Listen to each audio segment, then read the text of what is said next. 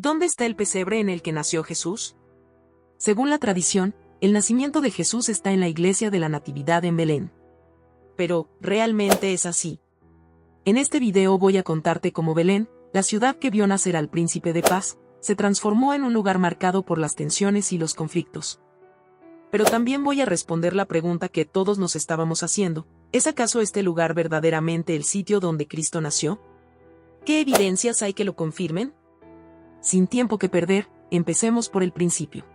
Belén, la ciudad que vio nacer al príncipe de paz, irónicamente es hoy un lugar marcado por tensiones y conflictos. La misma tierra que presenció el nacimiento de El Salvador hoy está rodeada de muros, controles militares y divisiones. Para comprender esta paradoja, primero mirar hacia atrás, al tiempo en que José y María recorrieron estas calles. Belén, cuyo nombre significa Casa del Pan, era una aldea humilde situada a unos 8 kilómetros al sur de Jerusalén. Rodeada de campos fértiles, su economía se basaba principalmente en la agricultura, produciendo trigo y cebada. Esto le dio el nombre Casa del Pan. Pero para mí no es casualidad como en la Casa del Pan termina naciendo Jesús, el pan de vida. Pero más allá de estos detalles simbólicos, Belén también tenía un profundo significado espiritual. Era conocida como la ciudad de David. Por eso las profecías señalaban que el Mesías, quien descendería de David, tendría forzosamente que nacer allá. Pero tú, Belén, Efratá, aunque pequeña entre las familias de Judá, de ti saldrá el que será gobernante de Israel. Este pequeño pueblo casi insignificante en términos políticos se convertiría en el escenario más trascendental de la historia humana. Cuando José y María llegaron a Belén, la ciudad estaba colmada, llena de gente debido al censo romano decretado por Augusto César.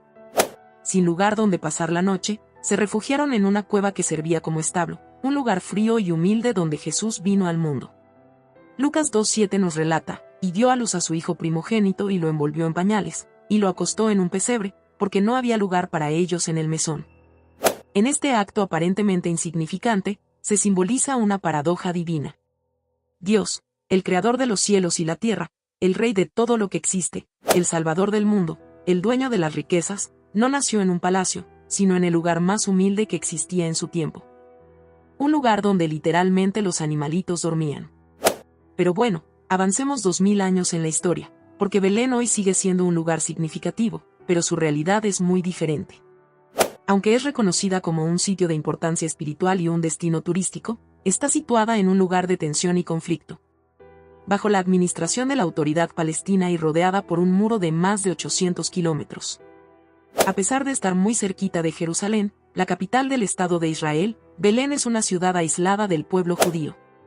A mí me ha tocado estar allí en carne propia y dejarme decirte que cruzar de un lado a otro es un proceso que implica pasar por controles militares, pasillos que parecen cárceles y miradas que intimidan. Lo que debería ser una experiencia espiritual emocionante, que lo es, está marcada por la incomodidad y el miedo. Pero una vez adentro, la ciudad revela otra cara, un contraste entre los fieles que visitan la iglesia de la Natividad y las dificultades diarias de los palestinos que viven allí, quienes se enfrentan a la pobreza, al desempleo y a la incertidumbre. Ahora bien, ¿qué evidencias hay de que en esta ciudad, en esta iglesia más precisamente, haya nacido realmente Jesús?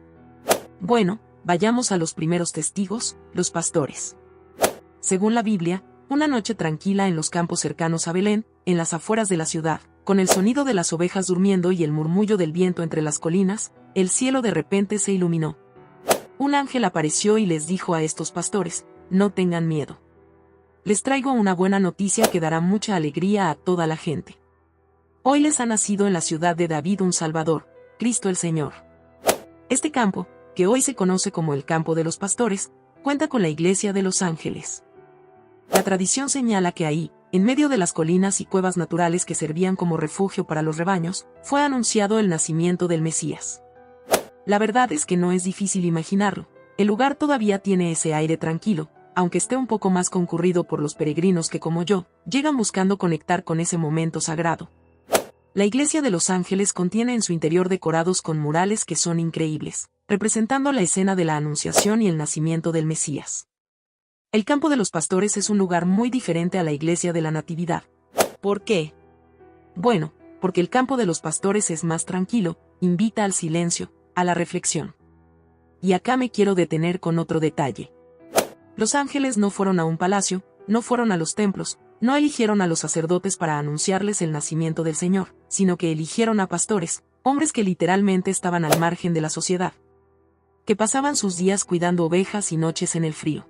Pero en Belén, los rebaños no eran cualquier rebaño, muchos de ellos estaban destinados al templo en Jerusalén, que estaba a pocos kilómetros, para los sacrificios, para limpiar los pecados del pueblo. Porque una vez más, no es coincidencia que el Cordero de Dios, que quita el pecado del mundo, como nos dice Juan 1:29, fuera anunciado primero a quienes cuidaban a los corderos que iban a ser sacrificados.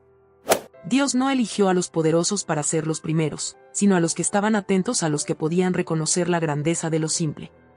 Lo que hace especial el campo de los pastores no solo su belleza natural, sino su conexión tangible con esa noche única.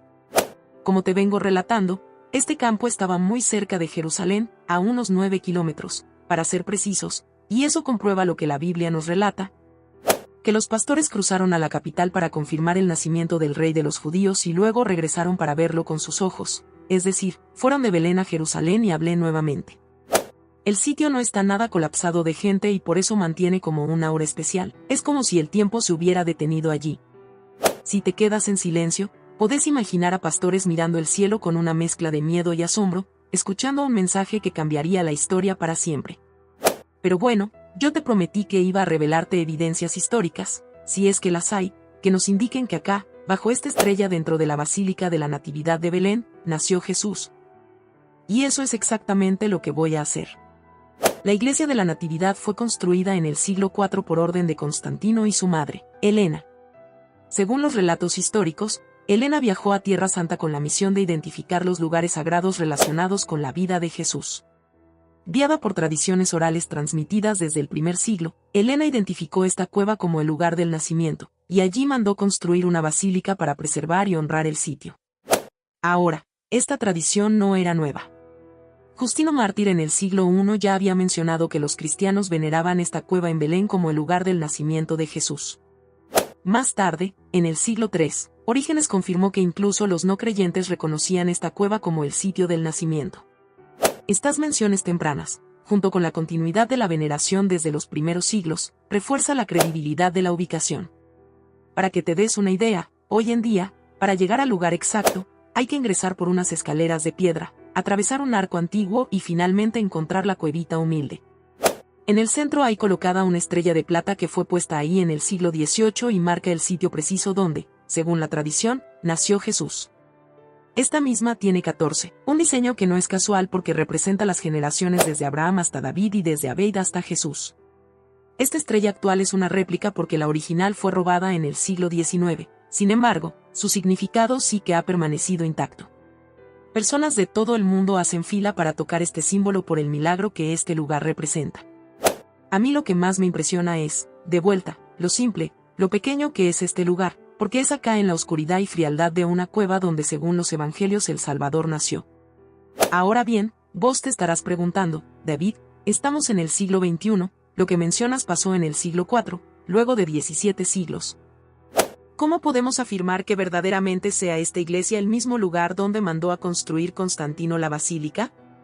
Y la verdad es que tenés razón en preguntar eso, porque excavaciones realizadas en el sitio revelaron restos de la iglesia original construida por Constantino debajo de la actual, incluyendo mosaicos del siglo VI que aún se conservan bajo los mosaicos de hoy en día. Los estudios también han confirmado la existencia de una cueva que coincide las descripciones históricas, un espacio que probablemente sirvió como refugio para animales de la época. Por lo que no se puede demostrar científicamente que Jesús nació en esta cueva específica, pero la combinación de la tradición ininterrumpida, los registros históricos y los últimos hallazgos arqueológicos nos dan bastante certeza y fuerte respaldo a que esta es la ubicación. Pero más allá de la evidencia, hay algo que pasa ahí adentro. Porque cuando uno ingresa a la cueva, lo que más llama la atención no es la gente, no son los diseños, es la humildad. Podés ver las paredes de roca natural áspera, desigual, podés ver un ambiente frío y oscuro, y te imaginas al Hijo de Dios ahí. Según las costumbres de la época, los pesebres solían ser cavidades de piedra talladas en las paredes de la cueva, lo que encaja con este relato de Lucas. Este detalle nos recuerda a como dijo C.S. Luis, que hubo una vez en el mundo un pesebre, y es de ese pesebre algo más grande que el mundo entero.